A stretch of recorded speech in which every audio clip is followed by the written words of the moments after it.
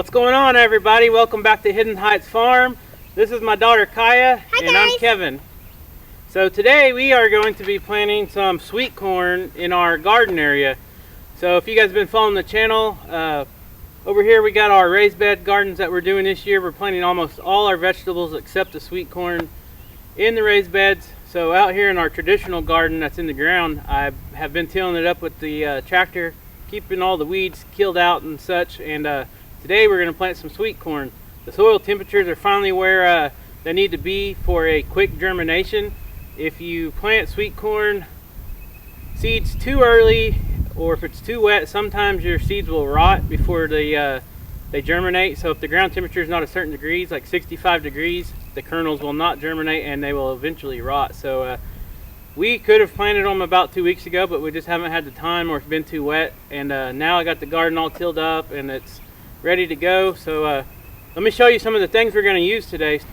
All right, guys. So today, to plant the sweet corn, we're going to use this Earthway planter. And the way this works is, this is the hopper on this little unit. You put your seed in this hopper, and they come with all these different plates. One for instance is for beets, okra, Swiss chard. Get that for me. And then this one here is just strictly sweet corn. So they got these little slots in here, and I'll show you a close-up here in just a second. But you put this in here, and the way it works is you turn this, and it turns this belt, and it turns this blade inside like this, and it picks up the little kernels, and it drops it down this little chute, and it comes out right here. So this thing's really handy for planting corn, because every one of these spots is like a gear, and it only drops the corn like every 4 inches or 6 inches, whatever it's recommended for. So it helps you plant almost precise for your spacing. Alright guys, and the other tool I'm going to be using is this little Troy-Bilt garden tiller, little 5.5 horse engine on it, and I measured it and it is 20 inches wide at the widest point of the tines. And the specs for the corn, they recommend you make your rows 30 to 36 inches apart. So we're going to do 30, because on this little Earthway planter, let me show you real quick. So on this little Earthway planter, if you guys see this bar here, that is a measurement. So this right here will drag. It's got a little spike on it. It's just like this on the bottom, but it will drag as you're pushing your Earthway planter down your row to plant your corn. So this will drag, leaving a space for the next row, and that will be the center of your next row. So then you start on your next row that you haven't planted the corn yet, and you want to line this up with the little mark that this made. So that's set right at 30 inches, and that's what they recommend on these seeds be spaced at per row for proper pollination. So you don't want to plant your rows of corn too close together or too far apart together.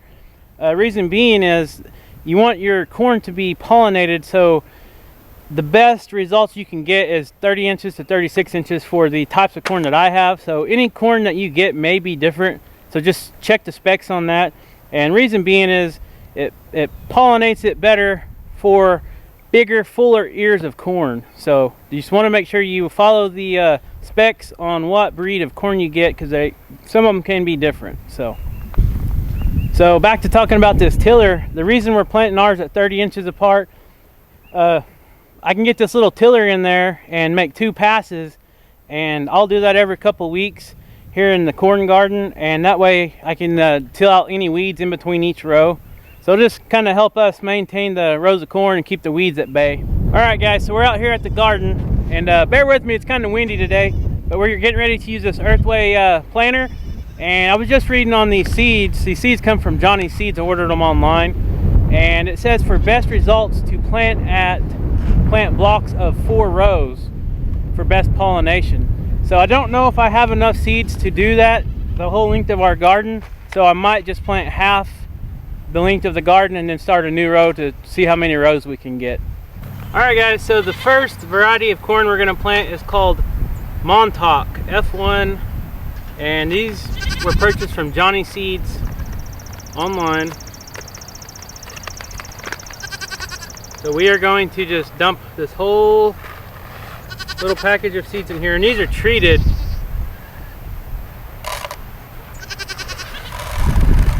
And it don't look like there's very many seeds in these packs at all. I should have ordered a lot more. I didn't know that there was only this many in here.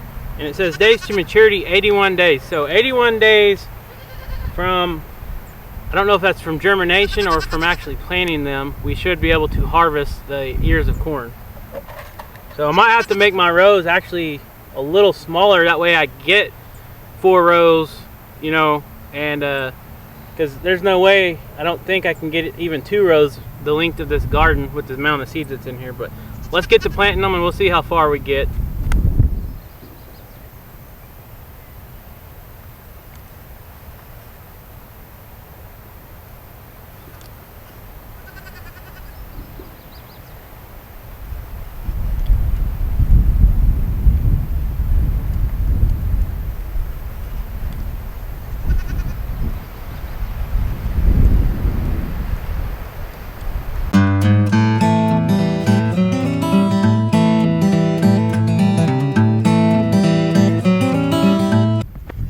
All right, so I did the first little row to see how far I could go. I think I can get 4 rows. I just can't go the whole length of the garden. But my first row wasn't exactly straight because I was too busy watching the little dropper to make sure that the dirt daubers didn't get up inside the little channel and block it off. So, but let me show you my line that the little dragger made for me. And like I said, it's not straight, but because I wasn't really paying attention. But let me show you.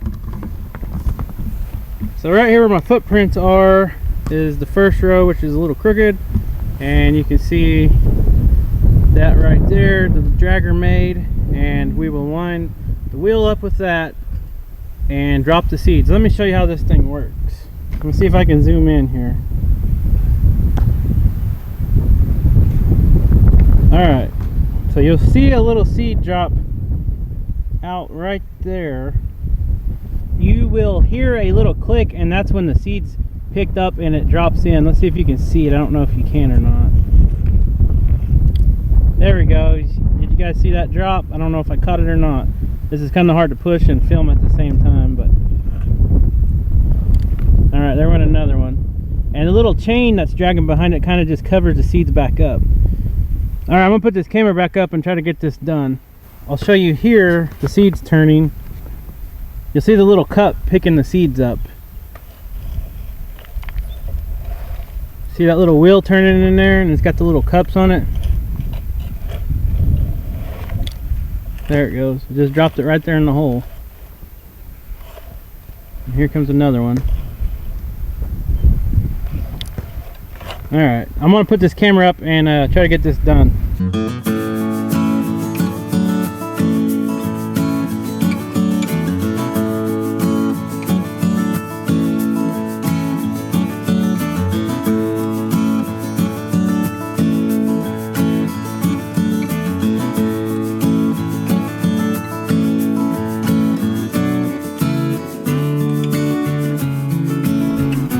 Alright, so we got all the corn planted, and the earthway planter works really well if it has a hopper full of seeds, but once it starts getting low, it kind of skips on the pickup. So I kind of just had to go back and plant the last row manually. But anyway, let me show you, yesterday I had my wife help me put this trellis up on this raised bed for the cucumbers and the Cherokee greasy beans. And we just used a cattle panel, but let me show you guys. So these things are sprouting up. These were planted last Saturday, so it's been 8 days now. And those are the Cherokee greasy beans, and then you got your cucumbers. But we just drove 2 rods in the ground on both sides of this cattle panel and wired it. And the cattle panel was a old used one I had laying around. It wasn't real straight, so I put a piece of rebar in the middle to try and straighten it up. So we're excited to get these growing and start harvesting some stuff. And also I'm still waiting on the strawberry plants my dad ordered, but I went ahead and bought some at the local store. These are the Ozark variety, like I have in the stock tank over there that you guys seen in some of my last videos. So we'll see how they do. And I added several pepper plants as well. Got my bell peppers back here on the back. Okay guys, so someone has been waiting patiently to show you and give you an update on the baby turkeys. So let's go see what they're up to. Okay guys, so here's one of the baby turkeys. What do you think about that turkey?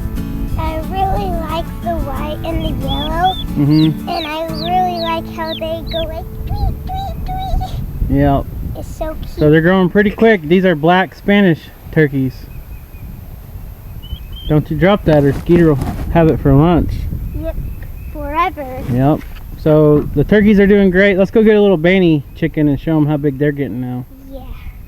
And here's one of the little Banny chickens that hatched with the turkeys. Just about made a mess on you, didn't it? It poops. Yeah. It missed you though. No. Let me see it. Can you open your hands up a little bit? Yep. So here in another week or two, as soon as they get fully feathered out, we're going to go stick them out in an old rabbit hutch where we raise our baby chicks in. We put a heat lamp in there and all their food and water, and leave them outside. As soon as they get their feathers, they're ready to go. As long as they got that heat lamp, they'll be fine. Yeah. Because the nights here in Oklahoma still do kind of get cooler. Like this morning it was down in the 40s, and that would kill a chick pretty quickly if they didn't have some type of warmth. So Look at its feather, guys. hold on, sis. Yep, it's getting his feathers. Alright, let's go put him up. Alright guys, so I know I have a lot of new people that have subscribed to the channel here recently, so I'm going to talk about some of our animals here. So this is Daisy. She is a 2-year-old Anatolian Shepherd female. So she had to be fixed. A couple months ago I had some videos posted where she kept jumping the fence, and we had plans to have her bred, but it just didn't work out. So she has been excellent ever since she had the surgery, and she's doing great. And she is our main protector for our herd of our black Spanish goats here at Hidden Heights Farm. And she's a great dog, and she keeps all the predators at bay, keeps all the goats safe, and she always lets us know if there's a goat stuck in the fence and stuff like that. So she's about as best as you can get as a livestock guardian dog. All right, Daisy? All right, let's feed her. Yep. So a lot of people say you can't have livestock guardian dogs and interact with them and let your kids around them and such like that, but I can prove to you that that is false. We have interacted with our livestock guardian dogs ever since we've had them, puppies, adults, all of them, and their instinct still kicks in when they need to be protective of whether my kids are outside playing and a stranger pulls up in the yard. You know, they go crazy, start barking to when the goats are out here and there's a coyote or a stray dog around. You know, they do their job, and they can still be good loving dogs to humans. So here you go.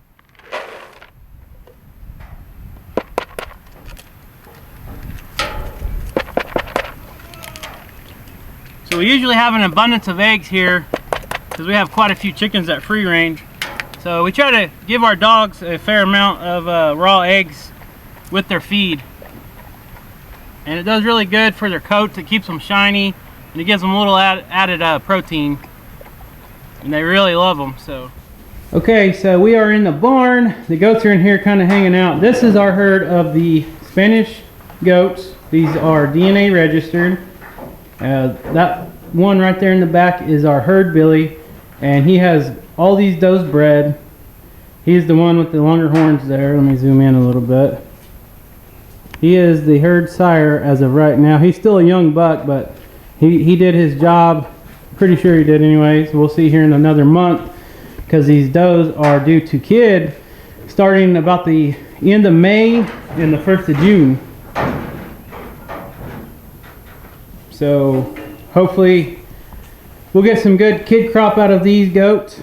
I know it's kind of dark in here, and we'll see if they can get them outside and get a little better look on them.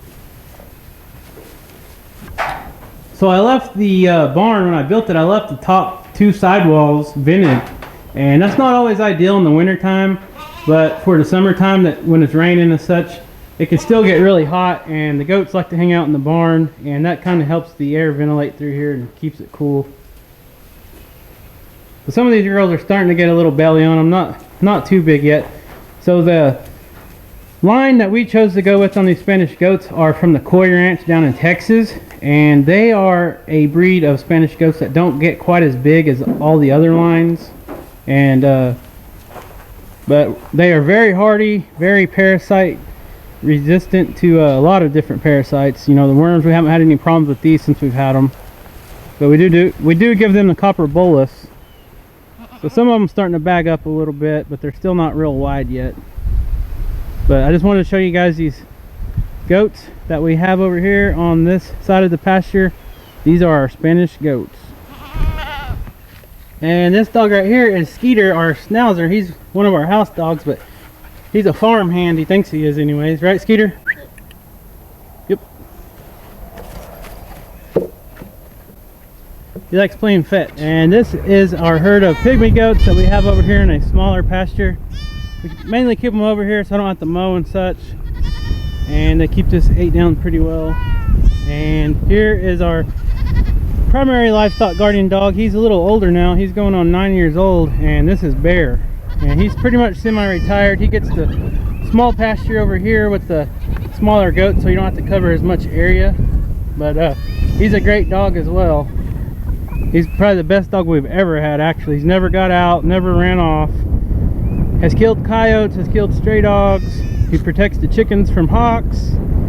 He's about as best as you can get asking for a livestock guardian dog, and he'd be hard to replace. But we're gonna have to replace him eventually, so we're still looking for a puppy to put in here so he can hopefully start training them.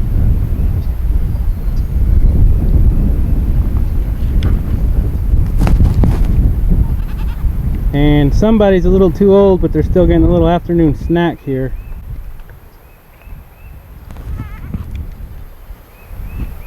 And I have not been feeding any of the goats grain on either pasture because they have so much green grass to be eaten on.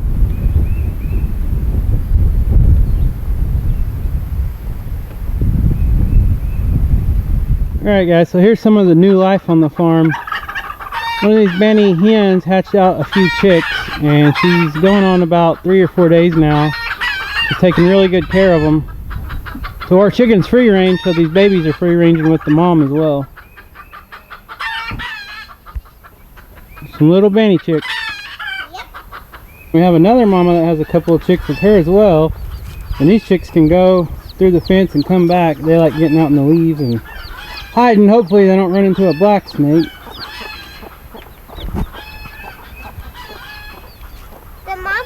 Teaching them how to go in and out. Yep, I don't think they can get in there yet. They have to go under. Yeah, because they're too little. Alright, we're stressing them out, so let's go. Alright guys, so for those of you that are new to the channel, this is part of our land that was really steep terrain, and it was all brush. And I hired a dozer to come in 2 years ago and doze all these trees down in this holler. And let me give you a look on what this thing looks like here. So this is really high altitude, so maintaining this, brush hogging it or mowing it or whatever wasn't really feasible or safe for us with the equipment we have.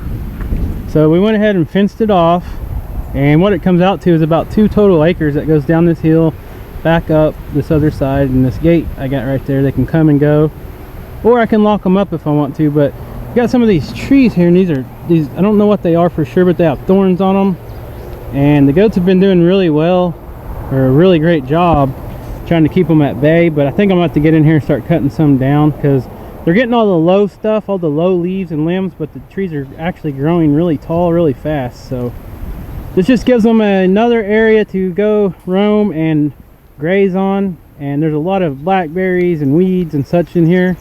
It gives them another extra nutritional type of forage for their diet anyways. Alright guys, so here's another view from a different angle. And if you guys have been following the channel long, you know this is where we got the name Hidden Heights Farm. We're in a very secluded area here in the country, and we have a really high altitude. Got some pine trees growing here on the hillside. Alright guys, that's pretty much all the video we got for you today. So we are going to try to end this video we got the corn planted today. It's a good feeling to get all these projects knocked out. We got some rain coming anytime. It's supposed to start storming tonight, this afternoon sometime, and rain chances all week long. So that's perfect for the garden, perfect for the corn. Everything's planted now, so we don't have to worry about it being too wet getting our tractor or tillers or anything else in there. So do you got anything to say, Kyah? Yes. I hope you guys have a good day, and please hit the subscribe button and comment down below what you want to see next. Alright guys, comment down below on what you want to see next and hit that subscribe button, guys.